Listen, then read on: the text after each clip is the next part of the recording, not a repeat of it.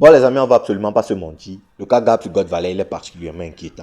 Alors, les mecs, vous connaissez parfaitement ma position sur le personnage de Gab. C'est-à-dire, en termes de puissance, il n'y a absolument rien à redire. Le personnage de Gab sur God Valley fait partie du top 4 des personnages les plus puissants de God Valley. En première position, on a potentiellement Imu ou Xebec. Après, ça reste paradoxal parce que pour moi, si Xebec réussit à vaincre Imu qui a pris la position du corps de Saturne, bah à mon avis, que ce soit Gab ou Roger, eux aussi seront potentiellement capables de vaincre en un vers Imu qui aurait pris la position de Saturne. Parce que pour moi, je vous l'ai déjà dit dans une vidéo, les cas de puissance entre Xebec, Gab et Roger, franchement, il est beaucoup plus minime que ce que vous pouvez penser.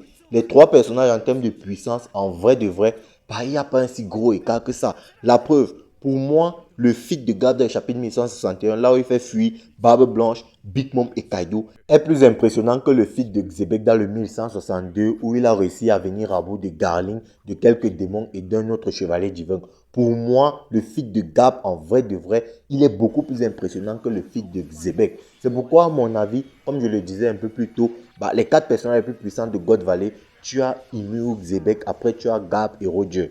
Bon, franchement, les classer, c'est assez difficile quand même. Mais je pense que c'est le top 4 des personnages les plus puissants de God Valley que je viens de vous donner. Mais le personnage de Gab, il n'y a pas que sa puissance, étant donné que bah, Gab sur God Valley, il est un peu comme un personnage neutre. En fait, aujourd'hui, on ne sait pas quelle position le personnage de Gab va prendre sur God Valley. On ne sait pas quel camp il va décider de défendre. Parce que de base, il ne faut pas l'oublier, Gab débarque sur God Valley pour arrêter des pirates, notamment Goldie Roger. Maintenant, il se rend compte que sur God Valley, la plus grande menace, ce n'est absolument pas les pirates, mais c'est plutôt le gouvernement mondial, car il est en train de voir de ses propres yeux les horreurs et les aberrations que le gouvernement mondial est en train d'accomplir et de commettre sur cette île de God Valley. Maintenant, on pourrait se poser la question, qui est-ce que Gab va choisir de défendre? Le truc, c'est que de base, je pensais que Gab allait choisir de défendre le gouvernement mondial comme il a fait sur Marineford. Étant donné que sur Marineford, il était normalement censé faire le choix du cœur en défendant Ace au point ardent. Mais son devoir a plutôt pris le pas sur ses sentiments. Il a choisi de défendre la marine. Mais je me suis ravisé parce que Xebec, dans le chapitre 1157, si je ne dis pas de bêtises, a clairement dit que Gab est reconnu pour détester ses supérieurs. Et ses supérieurs, c'est normalement les Tenryubito et le gouvernement mondial.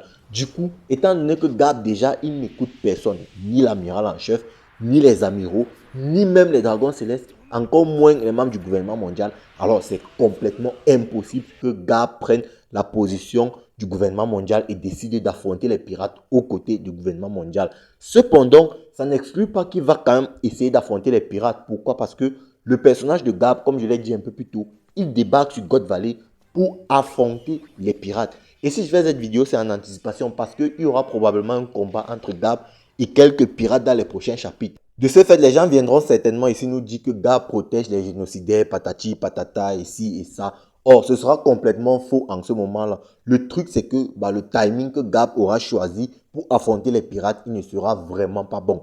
Parce que actuellement, là, on le voit clairement, l'ennemi à abattre, c'est Imu qui a pris l'apparence de Saturne, ou en tout cas qui a pris possession du corps de Saturne, et le gouvernement mondial. C'est clairement eux l'ennemi à abattre. Surtout que depuis que le flashback de God Valley a commencé, on nous a présenté Xebec comme étant le potentiel protagoniste de cet arc de God Valley.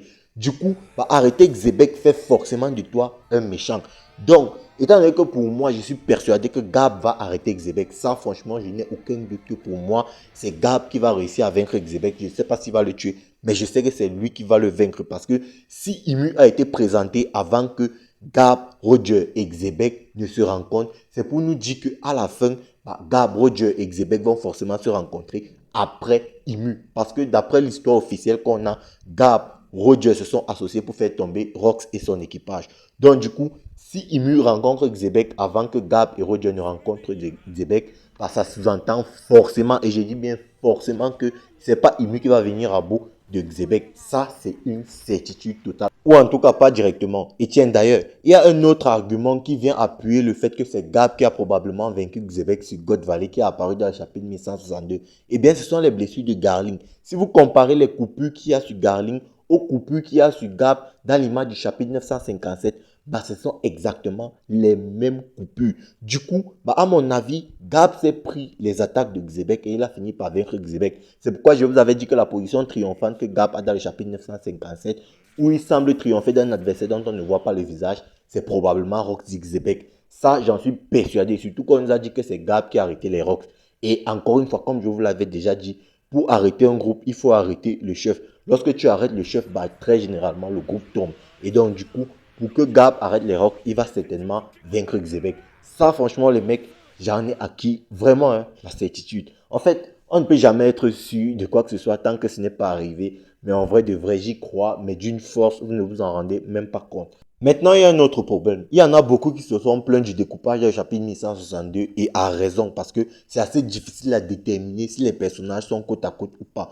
Parce qu'au moment où Imu apparaît sous la forme de Saturne sur God Valley, on se demande est-ce que Gab et Roger sont devant Imu à côté de Xebec, Barbe Blanche et Kaido? C'est assez difficile à déterminer parce que si on voit même dans le fond, ni Xebec, Barbe Blanche et Kaido eux-mêmes ne sont pas non plus devant Imu. Peut-être qu'ils sont bien loin de Imu parce que lorsque Imu apparaît sur God Valley, Xebec vient de vaincre Garling et Xebec a vaincu Garling dans la forêt. Or, Imu a apparu au milieu des falaises de God Valley. Et dans la falaise de God Valley, on avait déjà Roger et Barbe Blanche, étant donné qu'un peu avant, les deux étaient en train de clasher. Du coup, moi, je me pose donc une question. Est-ce que Xebec aurait rencontré Roger comme ça et on n'a aucune information?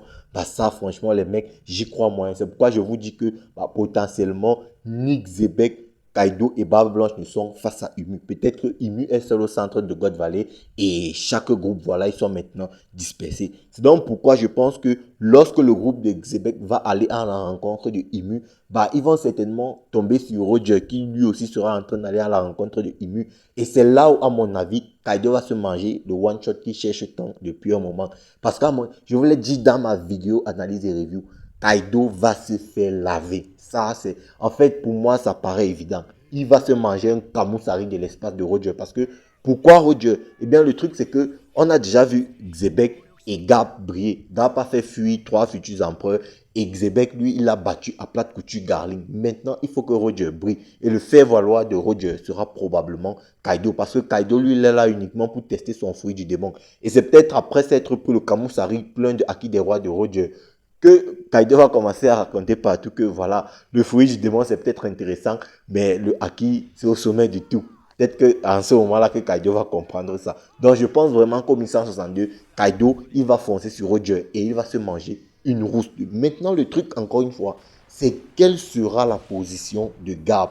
Ça, franchement, les mecs, jusqu'aujourd'hui, je ne sais pas quoi dire. Je sais qu'il ne prendra pas forcément la position du gouvernement mondial, mais c'est assez difficile à dire s'il prendra la position des pirates. Franchement, c'est pourquoi je vous dis son cas, il est particulièrement inquiétant. Autre chose dont je voulais vous parler dans cette vidéo, c'est le fait que des personnages tels que Xebec, Gab, Roger, Barbe Blanche, Kaido, Big Mom et j'en passe connaissent l'existence de Imu. Parce que pour moi, des personnages aussi légendaires, en vrai de vrai, ils devraient normalement forcément connaître l'existence d'un personnage tel que Imu. Alors on peut dire clairement merci à Roxy Xebec parce que tout ça, c'est grâce à lui. Autre chose, au 1159, Xebec disait à Harald qu'il ne pense pas que c'est pour le tuer que le gouvernement mondial essaie de l'attirer sur God Valley. Mais Imu a débunk ça dans le chapitre 1162, étant donné que directement la première question qu'elle pose à Saturne, c'est est-ce que Xebec est mort? Ça prouve donc que le plan de Imu en s'attaquant à God Valley, c'était de tuer Xebec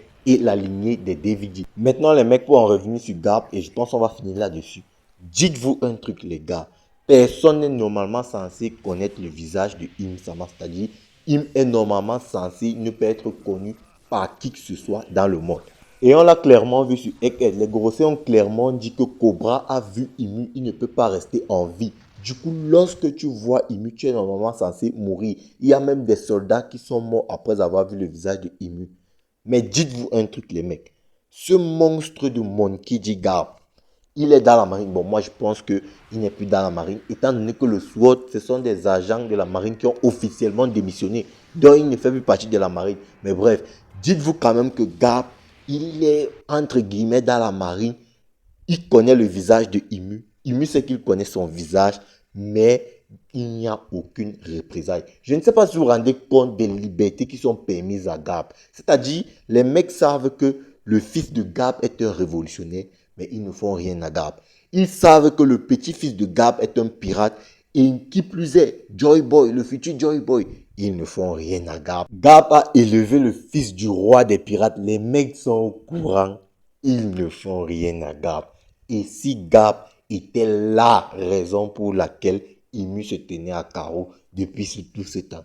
Les mecs, en vrai de vrai, peu importe le camp que tu peux choisir, pro-Gap, anti-Gap, le cas Gap, il est ambigu et particulièrement intéressant.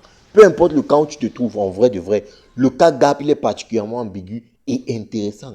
Parce que le mec, il n'y a rien de logique par rapport à ce personnage. Il n'y a rien. Gap, c'est le personnage qui défie toute forme de logique. Normalement, avec tout ce que le mec sait, parce que Sengoku nous le dit clairement, bah, il y a un mec qui a prononcé les mêmes propos que Gap sur le gouvernement mondial, bah, il a fini par mourir. Mais Gap, en plus d'avoir prononcé ces propos, bah, il sait des choses, mais des dingueries, les gars. Mais le mec, il est là. Et on ne lui fait rien, mais c'est une folie, les mecs. C'est une folie. Le personnage de Gap, et vous allez voir, moi je vous l'ai déjà dit, il va potentiellement marbrer, frapper un dragon céleste, ou même directement Imu. Et le mec, il est, il est dans la marée. Bref, les gars, je pense qu'on va s'arrêter là. On va attendre ce que Oda va nous pondre. Parce que, franchement, le cas Gap, il est particulièrement intéressant. Et moi, je vous ai dit, hein, bon, et Xebec, c'est vraiment le MVP de God Valley. Mais mon MVP, c'est Gap. En vrai de vrai. Le gars, il a vraiment trop à dire sur le personnage. C'est le personnage avec le développement le plus complexe actuellement sur God Valley. Bref, on va s'arrêter là. Ciao. Portez-vous bien sur Animario. Peace.